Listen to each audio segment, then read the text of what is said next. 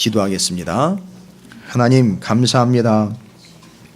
오늘 이 예배의 자리가 우리를 거룩하게 하시고 흠 없다 하셨기에 나아올 수 있는 온전한 자리인 것을 믿습니다. 이제는 따지고 묻고 살펴보는 것이 아니라 믿음으로 나아오는 자리가 되게 하시고 우리의 삶이 되게 하신 것을 또한 감사드립니다. 이제 오늘 하나님 앞에서 드려지는 이 예배와 하나님의 친음성으로 들려지는 말씀을 거룩한 자 제사장이 되어 하나님 앞에 나아갈 수 있었던 그 제사장처럼 예수 그리스도로 인하여 거룩함을 입은 우리가 온전한 믿음과 마음과 기대로 예배하며 그 말씀을 받는 자리가 되게 하여 주시옵소서. 우리에게 다른 불이 있지 않게 하여 주시옵시고 다른 생각이 있지 않게 하여 주시옵시고 상대방을 더럽히는 더러움이 묻어있는 것 살피게 하여 주시옵시고 묻지 않도록 하시며 묻히는 자 되지 않게 하여 주시옵소서. 오직 주님 앞에 성결인 것과 하나님 앞에 나아갈 수 있는 온전함, 흠 없음이 예수 그리스도를 통하여인 줄로 믿고 고백하오니 오늘도 우리 구주 예수 그리스도를 의지하옵고 그 이름을 의지하옵고 그 이름으로 예배하며 기도하오니 받아주시고 응답하여 주시옵소서. 또한 준엄한 하나님의 말씀이 우리를 온전하게 하며 깨끗하게 하며 살 길을 일러주시는 하나님의 뜻이고 마음인 것을 믿고 주님께 순종하며 말씀을 마음에 새기는 복된 자리가 되게 해 주시옵소서. 정결함으로 하나님의 말씀을 전하는 이 종이 되게 하여 주시옵시고 정결함으로 하나님의 말씀을 받는 우리의 성도들 되게 하시고 주님의 깨끗한 신부가 되는 우리 찾으시는 교회 온 예배의 자리에 함께한 심령들을 되게 해 주시옵소서. 주의 은혜와 역사를 기대하오니 성령 하나님께서 충만히 역사하시고 크신 뜻, 온전하신 뜻 하나님의 은혜로 이 시간 더하여 주시옵소서. 오직 주 하나님과 우리 구주 예수 그리스도만을 바라보는 복된 자리가 되게 해 주시옵소서. 감사드립니다. 우리 구주 예수 그리스도 이름으로 간절히 기도 올리옵나이다. 아멘. 할렐루야. 아멘. 옆에 있는 분들 축복하도록 하겠습니다. 뭐라고 축복하시느냐 하면 이렇게 축복합니다. 당신의 성결함이 저의 성결함입니다 라고 축복하시기 바라겠습니다.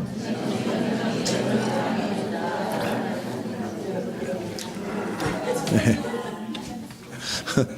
엄청 부담이죠. 나의 성결함은 누구의 성결함 때문이라고요? 지금 축복하셨잖아요. 나의 성결함은요, 옆에 계신 다른 성도님들의 성결함이 내 성결함이에요. 여러분, 암만 나 혼자 깨끗한 척하면 뭐합니까? 옆에서 묻혀가지고 들어왔는데. 그죠? 예. 여러분, 오늘 말씀이 바로 그 말씀입니다. 우리 공동체는 서로가 서로에 대한 성결의 책임을 가지고 있다는 사실이에요. 이게 효과적인 측면이나 사실적인 측면이나 이것저것 무슨 이야기를 하더라도 변함없는 사실로서 하나님과 이스라엘 백성들과의 관계, 그 사이에 있는 제사장들과 이스라엘 백성들과의 관계, 또 제사장과 하나님과의 관계, 이게 얽히고 설킨 것 같지만 아주 정확하게 서로 간의 성결이 서로를 지켜내며 그들이 서로 간의 성결을 통하여 하나님 앞에 나아갈 수 있게 되었다는 사실이에요. 그래서 이제 우리는 이 주변 사람들과 성도들과 지체들에 대한 우리의 사랑이 곧 거룩이라고 이야기한 것처럼 바로 이제 그 사랑을 어디에다 써야 되느냐가 오늘 이제 관건인 겁니다. 그 사랑을 그냥 덮어주는 데다가 쓰는 것이냐, 그냥 그 사랑을 단순히 퍼주는 데다 쓰는 것이냐, 아니요. 그 사랑은 어디에다 써야 되는 거냐 하면 거룩함을 위하여 써야 된다는 사실이에요. 여러분, 이게 모르고서는 위험한 발언이 될 수 있지만 이제 말씀을 알고 믿는 바로 우리로서는요, 이웃 사랑이 곧 거룩이라는 사실을 이제 알게 되었기에 옆에 있는 분들을 다시 한번 축복하도록 하겠습니다. 제가 당신을 거룩하게 해드리겠습니다 라고 축복하시기 바라겠습니다.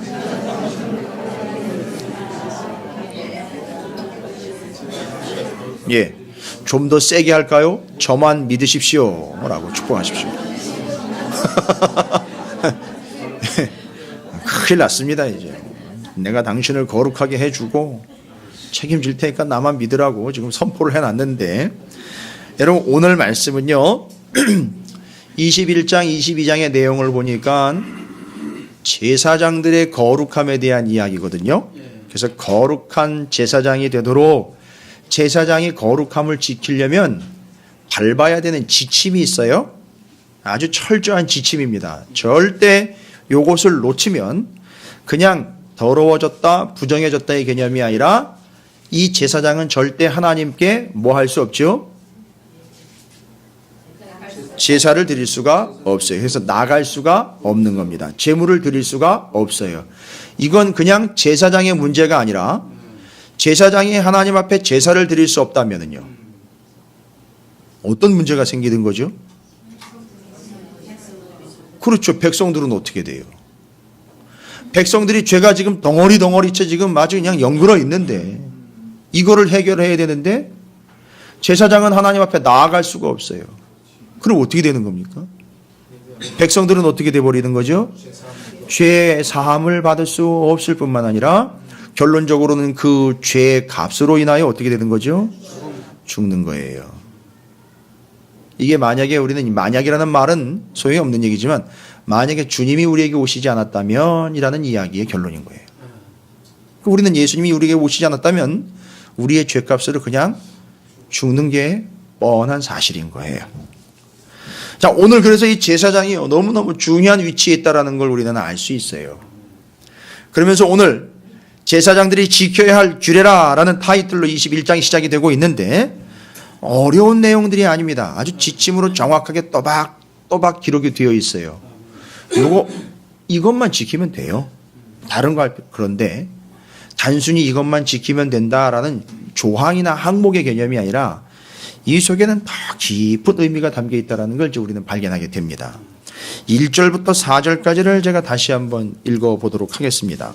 여호와께서 모세에게 이르시되 아론의 자손 제사장들에게 말하여 이르라. 그의 백성 중에서 죽은 자를 만짐으로 말미암아 스스로를 더럽히지 말려니와. 그러니까 시체를 만지지 말라는 거죠. 왜요? 시체를 만지면 어떻게 되게 되니까요? 부정하게 되니까 하나님 앞에 나아갈 수 없고 제사를 드릴 수 없습니다. 근데 2절에 보니까요, 그의 살붙인 그의 어머니나 그의 아버지나 그의 아들이나 그의 딸이나 그의 형제나 출가하지 아니한 처녀인 그의 자매로 말미암아서는 몸을 더럽힐 수 있느니라. 아, 여기는 장례를 자기가 직접 시신을 만져서 치를 수 있다라는 허용의 내용을 이야기한 거예요. 그러나 요걸 위함이 아니라 절대 부정한 자가 되도록 시체를 만지지 말라라고 아주 정확하게 정리를 해주고 계시는 거예요. 그 다음에 3절에 출가하지 아니한 처녀인 그의 자매로 말미암아서는 몸을 더럽힐 수 있느니라. 그러니까 2절, 3절이 다 어떨 경우에는 시체를 만져도 된다라고 이제 허용된 거예요. 그러나 허용된 것을 이야기하려고 말한 것이 아니라 해서는 안 되는 걸 말을 하려고 지금 이야기하고 있는 중이라는 사실을 잊지 마셔야 돼요. 그래서 말씀을 읽다 보면 이런 건 해도 되는 거구나 이렇게 넓게 편하게 받아들이는 부분이 있는데 오늘 말씀은 그걸 얘기하려고 하는 게 아니라 절대 해서는 안 되는 걸 이야기하려고 하는데 목적이 있다는 거잖아요. 그러면서 이제 4절에 왜 그렇게 해야 되는 겁니까? 왜 제사장은 심지어는 죽은 시체도 만져서는 안 되는 것이고 부정하게 되어서는 안 되는 겁니까? 왜 제사장은 그렇게 하면 안 되는 겁니까? 4절이 이야기합니다. 제사장은 그의 백성의 뭐인즉 어른인즉 자신을 더럽혀 속되게 하지 말지니라. 여러분, 이 구절은요, 여기 어른이다라는 말은 대표다, 지도자다 이런 말로 우리는 흔하게 이해를 해왔어요. 그리고 그게 틀리다는 얘기는 아닙니다. 어느 정도는 맞습니다. 왜요? 백성들을 대신해서 제사를 드리니까 대표의 의미도 있어요. 말씀을 가르치는 자가 되다 보니까 지도자적인 의미도 있습니다. 제사장에게는. 그렇죠.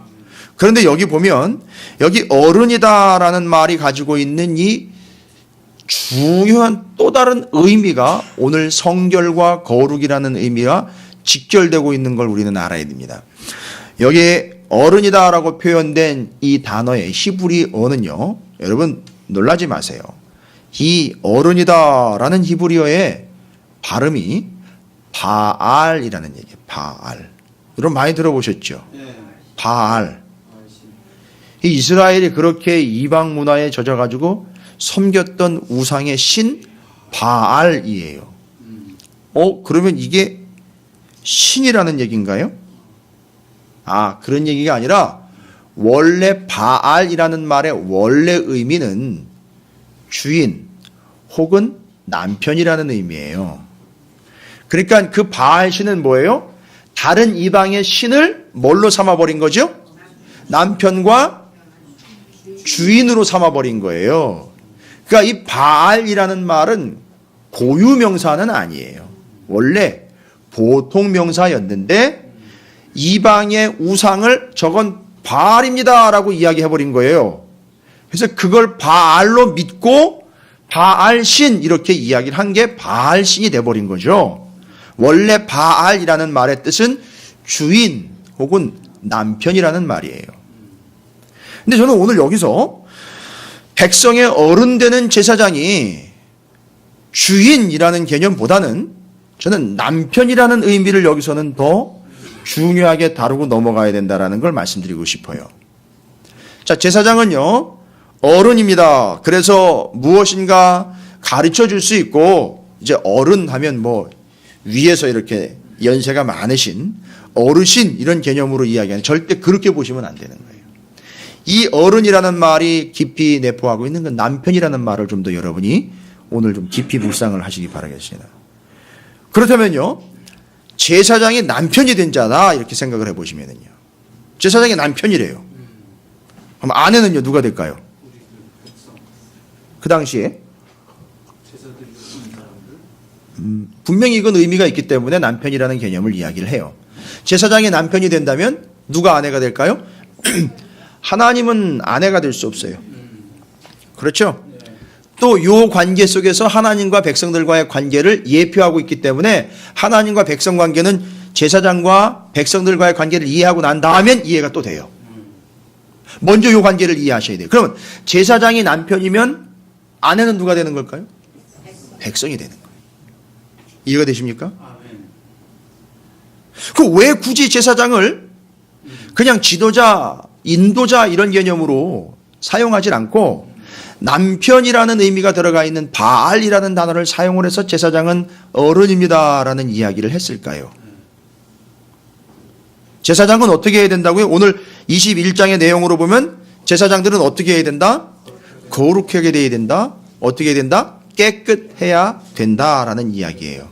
그런데 그 관계를 보니 제사장은 이스라엘 백성들과의 관계에 있어서 남편과 같은 존재요, 백성은 아내와 같은 존재예요.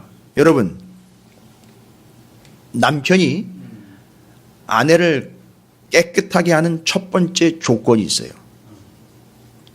아니, 자기만 씻고 자기만 깨끗하게 한다고 되는 것이 아니라 내가 아내가 또 남편을 깨끗하게 할 수도 있고 더럽게 할 수도 있다는 사실, 여러분 동의하십니까?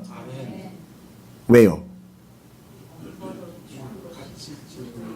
부부관계이기 때문에 그래요. 남편이 자신을 깨끗하게 하는 것뿐만 아니라 자신의 깨끗함의 여부에 따라서 누가 더러워지고 누가 깨끗해질 수 있는 거죠? 아내가요. 남편이 더러우냐 깨끗하냐에 따라서 그걸 누가 제일 근접해서 영향을 받습니까? 아내예요. 죄송합니다. 여러분이 이해하시기 쉽게 설명을 드릴게요. 이 이야기는 이 개념으로 여러분, 남편에게 성병이 생기게 되면 제1차적으로 누가 감염이 돼요? 아내에게요. 반대로 생각해 볼까요? 아내에게 성병이 생기게 되면요, 남편에게 제일 먼저 감염이 되는 거예요. 그러니까 남편의 성결함은 남편의 성결함으로 끝나는 것이 아니라 누구의 성결함을 지켜주는 게 되는 거예요? 아내의 성결함을 지켜주는 게 되는 거예요. 또한 아내의 성결함을 지키는 것은 누구의 성결함을 지키는 게 되는 겁니까? 남편의 성결함을 지키는 거예요. 지금 여기 제사장이 이스라엘의 남편이다라고 소개가 되고 있는 이 개념은 여러분이 이렇게 이해하기 쉽게 아주 정확하게 이해를 하셔야 돼요. 제사장이 깨끗하면 누가 깨끗하게 되는 거예요? 백성이 깨끗하게 되는 거예요. 그런데 우리는 여기서 멈춰버렸단 말이에요. 이걸 제사장, 지도자의 개념으로 보면, 그냥 단순히 나이 많은 어른의 개념으로 보면 여기서 1차 종결이 됩니다. 그러나 남편이라고 이야기를 하면 달라져 버린다는 거예요. 제사장이 더러워지면 그 더러움이 누구에게 바로 전가가 됩니까? 백성에게요. 백성이 더러워지면 그 더러움이 누구에게 바로 전가가 되는 겁니까? 제사장에게 전가가 되는 게, 이게 어떤 관계 있대요? 제사장과 이스라엘 백성들이 어떤 관계로 됐을 때요? 남편과 아내의 부부의 관계가 됐을 때 이건 아주 치명적이 된다는 거예요. 따라서 저는요, 제 아내를 행복하게 해주는 방법을 저는 알아요. 제가 더러워지지 않으면 돼요. 그게 행복한 것이고 제 아내를 기쁘게 해주는 거라는 걸 제가 알아요. 그래서 저는 절대 어떤 유혹이 들어와도 더럽혀지지 않도록 애쓸 거예요. 누구의 행복 때문에요? 제 아내의 행복 때문에요. 여러분 이해가 되십니까? 제 아내 저 뒤에 있어요.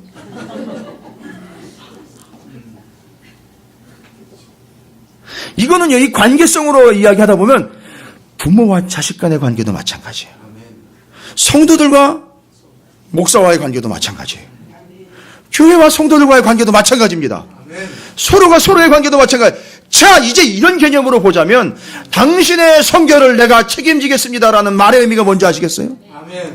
아니, 누가 남편이고 누가 아내라는 역할을 만들자는 얘기가 아니라 바로 이 관계가 이야기되는 거예요.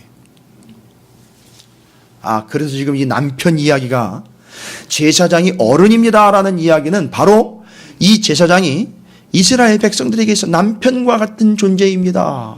따라서 제사장, 너는 깨끗하게 해야 돼. 너 하나만의 몸뚱이를 위함이 아니라 단순히 또한 나를 위함도 아니요. 나를 위함도 아니요가 아니라 나만을 위함도 아니요. 너만을 위함도 아니요. 바로 이 백성들. 그래서 너와 나와 이 백성들 모두가 다 성결함으로 행복하게 되기 위하여 너는 남편의 책임과 남편의 의무처럼 너 스스로를 깨끗하게 할 반드시 사명이 있다. 그래야 이스라엘의 백성들이 너로 인하여 부정하게 되거나 너로 인하여 오염되지 않게 될 터이니, 그래서 다른 불로 섬기려 할 때에 다른 것에 의하여 오염됐을 이 제사장 나답과 아비후를 하나님이 제거를 하셨던 거예요. 그대로 두면 그 더러움은 누구에게 들어가게 되어 있기 때문에요? 백성에게요. 또 반대로 이스라엘 백성이 더러운 채로 살아가게 되면 그 더러움은 남편된 존재와 같은 제사장에게 물들게 되어 있습니다. 여러분, 제가 누구나 여러분에게 부탁드리는 거예요. 목사한테 목사님 설교 좀 해주세요 라고 부탁하지 말라고 제가 말씀드렸어요. 그의 수많은 목회자들이 설교 잘하려고 아주 혈안이 되어 있어요. 그래서 설교 클리닉, 설교 잘하는 법, 설교의 달인, 설교 당신도 잘할 수 있습니다. 설교 여기에 답이 있습니다. 요즘에 목사님들이 부담이요, 이만저만이 아니에요. 왜요? 설교 잘하려고요. 이유를 물어보면요, 왜 그렇게 설교를 잘하려고 그러세요? 그럼 물어보면요, 대답은요, 교인들이 원하니까요. 그리고 설교를 잘해야 교인들이 많이 오니까요. 지금 저희 교회 교인들이 그렇게 많은 것 같지는 않으니까 제가 설교를 잘하는 것 같지는 않아요. 네, 물론 이제 개척한 지 얼마 안 됐으니까 그에 비하면 많은 인원이지만 바로 이거예요. 이것이 원하는 바, 요구하는 바, 이미 교회 안에 성도들에게 묻어있는 그 세상적인 때들이 있죠. 이런 것들이 이 목회자와 제사장의 역할을 감당해야 될 어른의 위치에 있는, 남편의 위치에 있는 이들을 어디로 내보낸다고요? 다른 불을 찾으러 다니게 만든다는 거예요. 이해가 되십니까? 그러면 그 나답과 아비후 이야기에도요, 나답과 아비후가 다른 불을 이야기했고 다른 것과 같은 이상하게 다른 존재처럼 되어버린 이유는 백성들 사이에도 이미 다른 걸 요구하는 분위기가 생겼다는 거예요. 그건 변명의 여지가 없어요. 이게 남편으로서 해석이 되고 있는 제사장은 그 백성들의 어른이다라는 말이 가지고 있는 의미입니다. 따라서 여러분, 이것이 우리가 제사장과 백성의 관계에서 남편과 아내의 관계요, 서로 상호 간의 관계로서 백성들은 철저하게 제사장이 성결함과 거룩함을 유지하게 하려고 한다면 어떻게 해야 되는 거죠? 백성들이 철저하게 스스로가 먼저 깨끗해져야 돼요. 절대 물들면 안 되는 거예요. 절대 더러워지면 안 되는 거예요. 여러분, 김성호 목사가 깨끗하게 목회하고 제대로 목회하려면요, 저한테만 잘하라고 그러시면 안 된다고요. 제가 책임 전가하는 게 아니에요. 저한테만 왜 목사님 그런 식으로 하십니까? 왜 그따위로 설교하십니까? 왜 그딴 식으로 목회를 하는 겁니까? 정말 그건 아니지 않습니까? 이렇게 하기 전에 여러분이 제대로 신앙생활을 하셔야 되는 거예요. 절대 세상 것과 세상의 때와 혼잡되어 번잡되어 뒤섞여서 하나님을 욕되게 하는, 말씀을 욕되게 하는 예레미야 말씀처럼 그런 일이 있어서는 안 되는 거예요. 여러분이 철저하게 여러분 스스로가 성결을 유지하셔야 돼요. 죄송합니다만 여러분들이 어느 틈인지 모르게 계속해서 세상적으로 빠져들어가고 아닌 것들로 찾아가게 되면서 더러운 것들과 타협하게 되는 순간 영락 없습니다. 그 교회 담임 목사는 영락 없이 더러워지게 되어 있어요. 오염되게 되어 있습니다. 반대의 경우는 더 말할 나위도 없어요. 목사요, 제사장적 사명이 예언자적 사명을 감당해야 하는 하나님의 종이 하나님의 것이 아닌 다른 것과 더러운 것들에 물들어가는 순간부터는 쫙 다 교회가 다 오염이 돼버리는 거예요. 그럼 여러분, 이 둘 다 오염되어 가는 상태에서 그건 교회가 아닌 상태로 그냥 집단으로 유지하게 되는 거예요. 이게 오늘 이 제사장이 남편이라는 의미로 이야기하고 있는 개념입니다. 따라서 여러분, 제가 여러분을 지켜 드리겠습니다. 아멘. 여러분도 저를 지켜 주십시오. 아멘. 남편과 아내의 관계가 그렇게 이야기하고 있는 것처럼 여러분, 내 남편의 성결은 누가 지키는 거예요? 아내가 지키는 거예요. 내 아내의 성결은 누가 지키는 겁니까? 남편이 지키는 거예요. 아무리 남편과 아내가 스스로 깨끗한 척하면 뭐합니까? 남편과 아내가 동상이몬 다른 짓거리와 다른 생각을 하다가 침상에서 만나면 끝나버리는 거예요. 그건 끝나는 겁니다. 여러분, 이게 남편과 아내의 관계예요. 제사장과 이스라엘 백성과의 관계는 그런 관계로 정리가 됩니다. 그래서 목숨 걸고 지켜내야 되는 거예요. 내 백성의 행복을 위하여, 사랑하는 우리 제사장의 행복을 위하여 서로가 서로를 지켜가는 겁니다. 그렇게 지켜내시기를 주님의 이름으로 축원을 드립니다. 이게 제사장이 제사장이 지켜야 될 법칙이에요. 근데 여러분 보시면 이 관계가요, 남편과 아내의 관계인 이스라엘과 이 제사장의 관계가 누구와의 누구의 관계를 예표하고 있습니까? 하나님과 예수 그리스도와, 그렇죠, 우리와의 관계, 하나님의 백성들과의 관계가 어떤 관계라는 거예요? 신랑과 신부의 관계라는 거죠. 그러니까 신랑과 신부 이야기할 때 늘 이야기하는 게 뭐예요? 신랑과 신부, 신랑 대신 예수님의 아내로서의 신부인 우리 그리스도인들은 주님 오실 때까지 흠 없게 보존되기를 원하고 그렇게 준비되어 그 나라에 들어갈 자격을 갖추게 되는 것이 우리가 신앙생활하는 목표란 말이에요. 그러니까 그걸 유지를 하라는 얘기고 그걸 지켜내라는 얘기예요. 그래서 신랑 대신 예수님, 신부 대신 교회가 제대로 만나서 구원 얻는 자의 온전한 뜻을 이루어내며 하나님 나라까지 이룰 수 있도록 우리는 그걸 성결이라 이름하며 그 성결의 항목들을 지켜가며 말씀으로 이루어가는 이 신앙생활이 돼야 된다는 걸 이야기하고 있는 겁니다.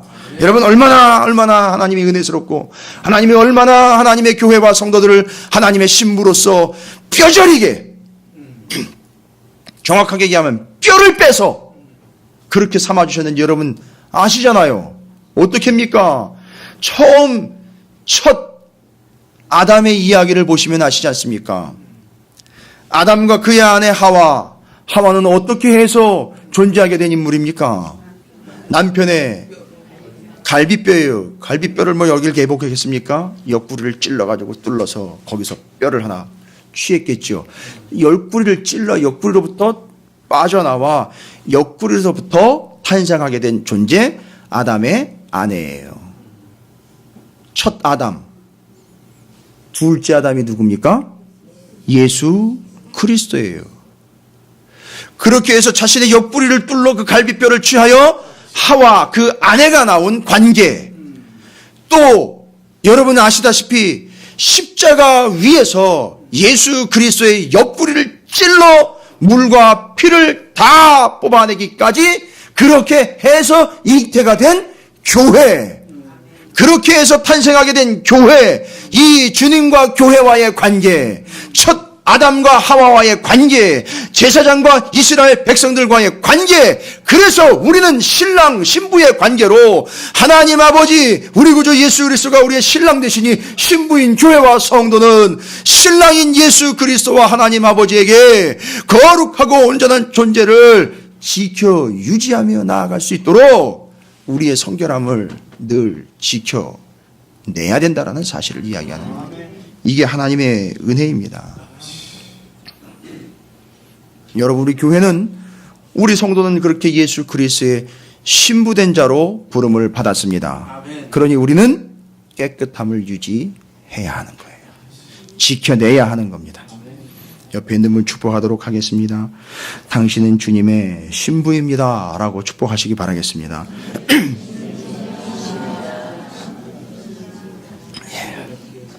그래서 레위기 21장 8절에서 이렇게 얘기하고 있습니다.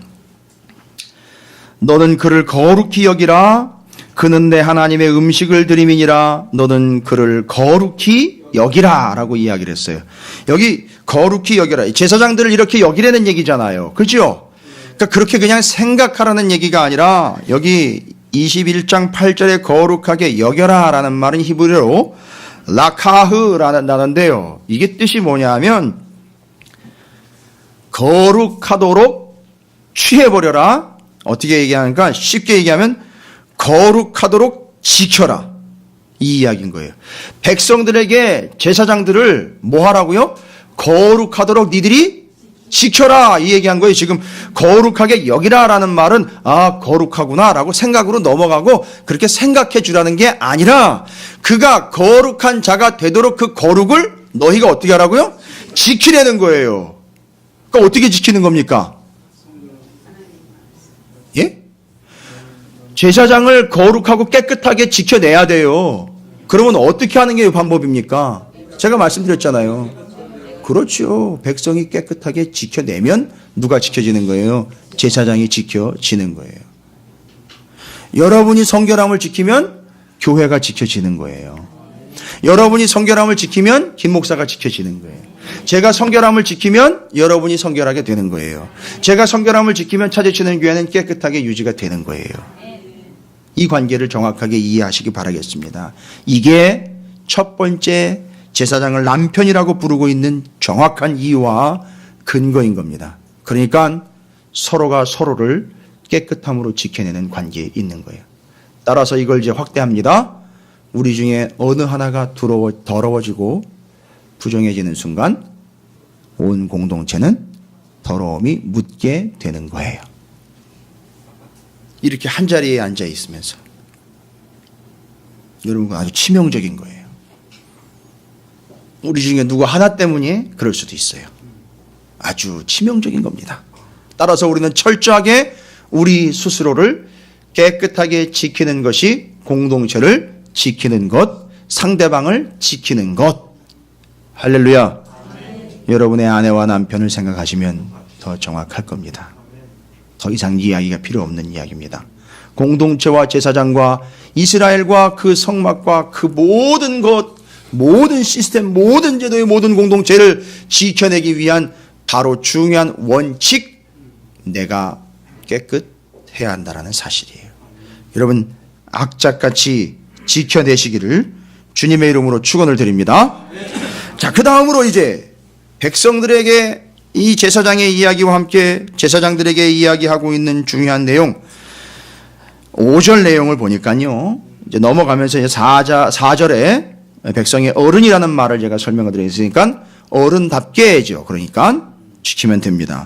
또 한 가지의 이야기는 5절에 제사장들은 머리털을 깎아 대머리 같게 하지 말며 자기의 수염 양쪽을 깎지 말며 살을 빼지 말고, 뭐 구체적으로 어떤 스타일인지는 제가 정확하게 잘 모르겠는데 정확한 건 뭐냐면 요 5절에 소개되고 있는 이런 모습들이 있잖아요. 이런 스타일. 이건 그 당시에 이방 사람들이 즐겼던 스타일들입니다. 주변에 있는 나라들이요, 이방 나라들이 주로 했던 스타일들이에요. 소위 말하면 패션도 될 수 있고요, 헤어스타일도 될 수 있고요, 습관도 될 수 있어요. 살을 뺀다는 건 자해하는 거 있죠? 그러니까 신을 떨게 만들려고 자해를 하는 거예요. 그래서 피가 뚝뚝 떨어지고 막 살이 떨리는 모습을 보면서 신을 감동을 시키든지 위협을 해가지고 자기의 기도를 듣게 하는 그런 스타일들. 그 다음에 뭐 머리 스타일이라든지 이런 기록된 5절의 내용이 바로 주변에 있는 이방 나라들이 가지고 있었던 풍속이에요. 근데 제사장은요, 뭐 하지 말래요? 그 풍속을 따르지 말라는 거예요. 6절에 뭐라고 얘기합니까? 그들의 하나님께 대하여 거룩하고 그들의 하나님의 이름을 욕되게 하지 말 것이며. 자, 여기 5절에 이 이방 풍속을 따라가는 것이요, 어떻게 되는 거라고 이야기를 합니까? 그 하나님의 이름을 어떻게 하는 거자고요? 욕되게 하는 거라 그랬어요. 그러니까 절대 우리는 하나님과의 관계에 있어서, 백성들과의 관계에 있어서 제사장은 어떤 위치를 확보하라? 남편의 위치에서 깨끗함을 유지해라. 하나님과의 위치에 있어서는 하나님의 이름을 어떻게 하지 말아라? 욕되게 하지 말라는 거예요. 도대체 이 욕되게 한다는 게 뭔가? 히브리어로는 할랄이라고 이야기하는데 욕되게 하다, 하나님을 욕되게 한다. 그 이방의 풍속을 따라가는 걸 욕되게 하는 거라고 이야기를 했어요. 그렇다고 이러면 이 사람이 제사장 역할을 안 하는 게 아니죠. 제사장으로 제사장의 일을 다 감당을 합니다. 그러면서도 무슨 짓을 하는 거예요? 이방의 풍속을 홀짝홀짝 마셔대면서 쫓아가고 있는 거예요.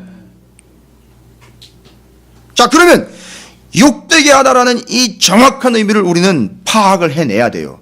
할랄, 뭡니까? 구멍을 내다, 아주 뚫어버리다, 이런 얘기예요. 타이어에 빵꾸 나는 거 있죠? 죄송합니다, 빵꾸라는 표현을 써서. 펑크를 내는 것처럼 그렇게 뚫어버리는 거예요. 뚫어져 버리는 겁니다.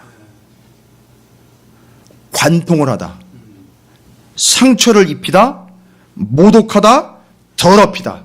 뭘 더럽히느냐? 하나님의 이름, 안식일, 제사장의 이름, 아버지의 침실 등을 더럽히다 할 때 이 할랄이란 욕되게 하다라는 단어를 씁니다. 깨뜨리다, 배반하다, 부정하게 하다는 이 의미가 있어요. 야, 이게 무서운 의미예요. 그러니까 하나님을 섬기지 않는 게 아닌데 이방의 풍속을 갖다 섞어버리니까 그게 뭐가 돼버렸다고요? 하나님을 욕되게 하는 거예요. 하나님을 그냥 뚫어버리는 거예요. 그냥 하나님을 완전히 무시해버리고 배반하고 깨뜨려버리고 더럽히고 모독하는 게 돼버렸다는 얘기예요. 여러분, 이걸 여러분이 이미 예레미야 34장 지난 금요일인가요? 기억나십니까? 그 금요일날 여러분이 이 욕되게 하다라는 표현을 이미 배웠어요. 거기 예레미야 34장 16절에 뭐라고 나와 있느냐면, 너희가 돌이켜 내 이름을 더럽히고 각기 너와 그들의 마음대로 자유롭게 하던 노비를 끌어다가 다시 너희에게 복종시켜 너희의 노비로 삼았도다. 여기 더럽히다라는 말 있잖아요. 내 이름을 더럽히고라는 말이 할랄, 똑같이 욕되게 하다라는 말하고 같은 단어를 쓰고 있어요. 그때 그 문제는 뭐였습니까? 처음엔 하나님의 말씀을 듣는 척 하다가 결국 자기의 뜻대로 돌아가 버리는 거. 듣는 척 하다가 아닌 거. 듣는 척 하다가 다른 짓을 하는 것. 듣는 것 같이 하다가 자기 의견대로 가는 것. 바로 이게 뭐라고요? 하나님을 욕되게 하는 거예요. 자, 그러면 하나님의 이름을 욕되게 하는 것의 의미는 뭡니까? 하나님의 말씀을 듣는 척만 하다가 자기 뜻대로 가는 거예요. 결국 그게 바로 이방 풍속을 따라 머리 깎고 살 베고 하는 거랑 똑같은 거라는 얘기죠. 그렇게 해서는 안 된다는 걸 이야기하는 거예요, 제사장은. 그 다음에 이게요, 하나님의 이름을 욕되게 하다는 게 신약 성경에는 어떤 의미로 나와 있느냐 하면 이것도 또 새벽기도 때 여러분이 나눈 말씀이에요. 고린도후서 2장 17절에 뭐라고 나와 있느냐면 우리는 수많은 사람들처럼 하나님의 말씀을 혼잡하게 하지 아니하고 순전함으로 하나님께 받은 것 같이 하나님 앞에서와 그리스도 안에서 말하노라 라고 이야기했어요. 사도 바울이 자기를 변명할 때 뭐라고 얘기했느냐면 나는요 다른 거짓 선지자들처럼 하나님의 말씀을 혼잡하게 전한 적이 없습니다. 그냥 하나님의 말씀이 있는 그대로 전했습니다라고 이야기할 때 이 혼잡하다라는 말에 의미가 참 기가 막힙니다. 이건 헬라어인데요. 히브리어가 아니라 헬라어인데 카펠류오라는 단어를 쓰고 있는데 이거는 장사하는 사람들이 쓰던 용어예요. 혼잡하게 하다. 뭔 얘기냐 하면은 들어보신 분들이 있으실 거예요.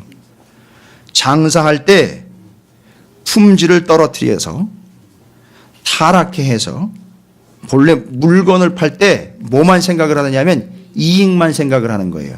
그래서 요 카펠류 혼잡하게 하다라는 말은 포도주에다가 물을 타는 행위를 이야기를 해요. 물 타는 거예요. 그러니까 지금 여기 하나님을 욕되게 하다라는 말은 하나님의 일을 감당하는데도 빠듯할 판에 세상적인 걸 갖다가 집어가지고 섞어놓아서 세상 것들을 갖다가 도용을 하면서 세상 것들을 섞으면서 무슨 짓을 한 거란 말이죠? 신약적인 의미로 보니까 혼잡하게 했죠? 포도주에다 뭐 한 거예요? 물 타가지고 팔아먹는 거예요. 뭐 하려고? 단순히 돈만 벌려고, 이익만 얻으려고, 이익만 추구하려고. 이거 요즘에 교회에서 일어나고 있는 일들이에요. 하나님의 말씀 외에 세상적인 것 갖다가 섞어서 물을 타가지고 혼잡하게 하는 것. 이게 결국은 뭐 한 거라는 거죠? 하나님의 이름과 하나님의 뜻을 욕되게 한 거예요. 따라서 제사장은 하나님과의 관계에 있어서나 이스라엘 백성과의 관계에 있어서 이스라엘 백성들에게 있어 제사장은 어떤 위치에 있다고요? 남편의 위치로 성결을 목숨 걸고 지켜야 되는 거예요. 두 번째로 하나님과의 관계에 있어서 하나님의 이름을 욕되게 해서는 안 되는 거예요. 그런데 이 욕되게 하다는 게 하나님의 말씀을 듣는 척하다가 자기 뜻대로 하는 거. 그 다음에 하나님의 말씀 외에 세상적인 걸 갖다가 뭐 하는 거예요? 물 타는 거, 섞어버리는 거. 이게 이미 하나님의 말씀, 하나님의 이름을 욕되게 하는 것이다라고 이미 판결이 나 버렸어요. 지금도 수많은 교회에서 심지어는 성도들조차도 목회자들조차도 하나님의 말씀에 물을 타 세상적인 걸 섞어가지고 듣기에 좋은 것, 이해하기 쉬운 것들로 말도 안 되는 예들을 들어가면서 하나님의 말씀에 물을 타가지고 완전히 이건 희석도 아니고요. 변질을 시켜버린 채로 나누어주고 있다는 게 오늘날의 현실이에요. 카펠류오 하나님의 이름을 욕되게 하는 것, 물 타는 것, 섞어버리는 것, 혼합시키는 것. 그거에 영합해가지고 성도들이 듣기 좋다라니까 이것저것 갖다 짬뽕 시켜가지고 설계다 갖다 다 써먹는 거, 이런 거. 이게 다 카펠류오. 하나님의 이름을 욕되게 하는 거, 뒤섞어버리는 거, 혼합시켜버리는 거, 물 타는 거, 이걸 얘기하는 거. 제사장은 절대 그렇게 섞어버려서는 안 된다라는 걸 이야기하는 거예요. 절대 성결해야 된다. 절대 섞어버려서는 안 된다. 이게 제사장이 갖춰야 될 중요한 상목인 거예요. 여러분 베드로전서에서 여러분을 뭐라고 이야기합니까? 하나님이 왕 같은 제사장들이라 했단 말이에요. 여러분이 깨끗해야 주변이 깨끗한 거예요. 여러분이 깨끗해야 교회가 깨끗한 거예요. 여러분 책임의식을 가지셔야 돼요. 저놈이 더러우니까 나는 상대도 안 하겠어. 아니요. 내가 더럽기 때문에 그 사람이 더럽게 된 거예요. 책임지시란 말이에요. 다른 교회가 개판인 거예요. 더럽고. 다른 목사가 더럽고 추하고 개판이에요. 제 책임입니다. 우리 목사들 책임이에요. 다른 교회들 책임이에요. 여전히 물 타가지고서 나눠주는데도 아무 소리 안 하는 거예요. 여전히 세상 것을 갖다 뒤섞어 놓는데도 여전히 아무런 감흥도 없어요. 문제의식이 없단 말이에요. 같이 더러워지는 거예요. 같이 망하는 거예요. 문제인지는 몰라요. 잘못된 건지는 모릅니다. 하나님의 말씀을 온전히 전하면 거기다 대고 뭐라고 얘기하는지 아세요? 물 좀 타세요, 목사님. 좀 섞지요. 적당히 섞어가지고 좀 하시면 좋을 텐데. 아니요! 그건 다 죽자는 얘기예요.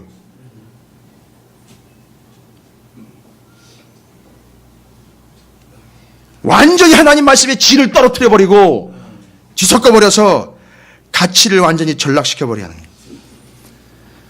여러분, 제사장은 절대 그렇게 해서는 안 되는 거예요. 그냥 온전하게 하나님의 말씀과 뜻으로만 지켜내면 되는 거예요. 세상이 아무리 좋은 것들로 유혹을 해도 그건 절대 첨가하거나 섞어서는 안 되는 거예요. 이게 하나님 앞에서의 우리의 자세예요. 기억하십니까? 복잡하지 않습니다. 첫 번째, 제사장은 백성들의 어른이에요. 남편입니다. 어떻게든지 다 나왔어요. 하나님과의 관계에 있어서 하나님의 이름을 욕되게 해서는 안 되는 거예요. 섞지 말라는 겁니다. 물 타지 말라는 거예요. 앞에 유오 고린도후서의 말씀처럼 자기 이익을 위하여 포도주에다 물을 섞어버리는 그런 회개망측한 짓을 하지 말라는 거예요. 여러분 마찬가지인 거예요. 여러분도 마찬가지. 말씀 외에 다른 거 섞지 마시란 말이에요. 다른 걸 추가하지 마시라고요. 다른 이유를 대지 마시란 말이에요. 말씀은 말씀으로 그냥 받는 거예요. 제가 봤을 때에는요, 이 말씀은요, 요즘 상황에서는요, 아니요, 그런 거 말고요. 그냥 말씀 그대로 받는 거예요. 그거 물 타지 않는 거예요. 이미 물을 타버린 걸 써버렸기 때문에 이미 다 망가져 버렸어요. 여러분, 가짜 휘발유에 뭐가 제일 많은지 아시죠? 가짜 휘발유에 제일 많은 게 뭔지 아세요? 휘발유가 제일 많아요. 그리고 거기다 가짜를 섞어버리는 거 조금씩. 그런데 결국 그걸 누워버린, 계속해서 그걸 놓았던 차는요, 망가지는 거예요. 끝나는 겁니다. 폐차해야 되는 거예요. 여러분 지켜내셔야 돼요. 절대 물 탄 거 받지도 마시란 말이에요. 절대 섞어버린 거 용납하지 마시란 말이에요. 여러분이 망가진다고요. 교회가 망가지는 거예요. 공동체가 부서지는 겁니다. 철저하게 지금 무슨 일이 있어도 여러분 벌써부터 여러분이 그런 것들을 변형시키거나 조절할 단계가 아니에요. 우리는 아직 적당히 여유 있게 생각을 해서 이럴 땐 이렇게 좀 변칙적으로 해도 되겠. 아니요. 우린 그런 상황이 안 돼요. 아직. 근데 여유 있게 하자는 거예요. 목사님 천천히 합시다. 그 물 타가지고 적당히 해가지고요. 이럴 땐 이렇게 하고 저럴 땐 저렇게 합시다. 말씀은 그렇게 하는 게 아니에요. 예. 여러분이 그걸 지켜내야 돼요. 이 두 가지 잊지 마시기 바랍니다. 백성에 대하여 남편된 위치요, 하나님에 대해서는 하나님의 이름을 욕되게 할 수 없는 철저한 위치에 있는 제사장, 여러분의 입장이 돼야 돼요. 그래서 당신의 성결함을 내가 책임지겠습니다라는 축복이 효과가 있는 거예요. 자, 옆에 있는 분 축복하도록 하겠습니다. 오늘부터는 절대 섞지 않겠습니다라고.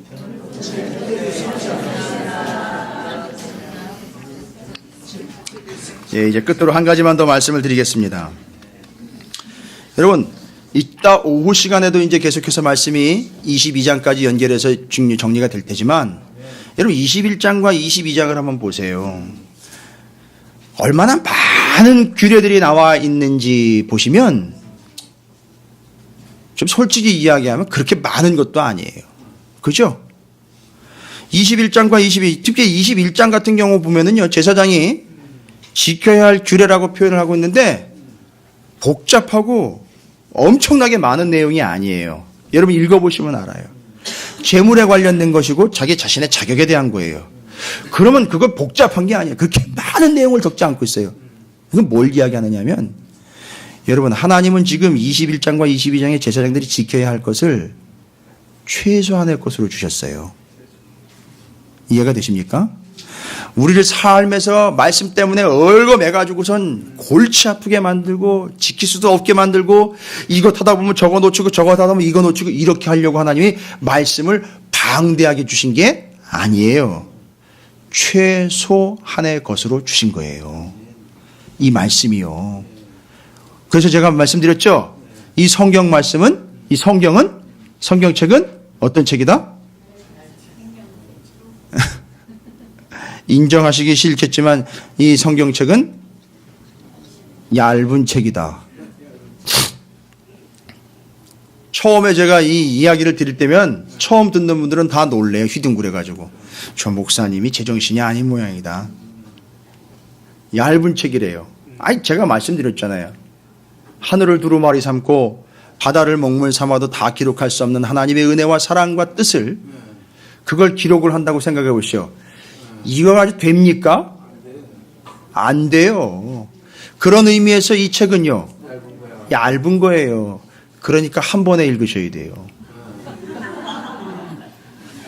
그러니까 1년에 한 10번 정도는 읽으셔야 되는 거예요. 1시간에서 1시간 반 정도 여러분이 읽는데 투자하시면 1년에 10번 정도 읽으실 수 있어요. 이게 얇은 책이에요. 그럼 무슨 얘기입니까? 21장, 22장을 보면 제사장이 지켜야 할 것들요. 또 이 책에 비하면 또 2장밖에 되지도 않아요. 또 구절로 따지자면요. 몇 항목 되지도 않습니다. 최소한의 것입니다. 그런데요. 그 최소한의 것을 지키면 어떤 결과가 나옵니까? 최대치의 행복이 오게 된다는 거예요. 근데 우리는 지금 뭘 핑계로 삼느냐 하면 최대치의 행복만을 지금 구하다 보니까 주신 하나님의 말씀이 최소치라기보다는 극대치가 돼버린 거예요. 너무 힘들다. 너무 고통스럽다. 너무 아프다. 너무 많다. 이렇게 돼버리는 거예요.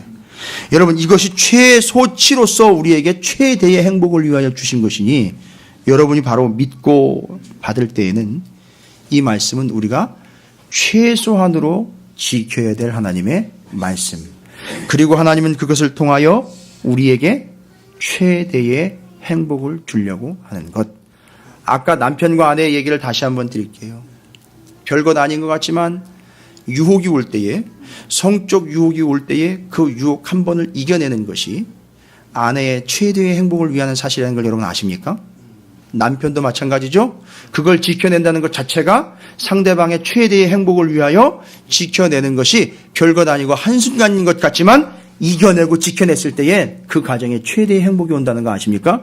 공동체의 최대의 행복이 오는 거. 하나님도 이 원리를 아시는 거예요. 이 단순하고 이 명확한 것을 최소치로 제시를 해주시면서 이걸 지켰을 때에 그 공동체에 최대의 행복이 온다는 사실.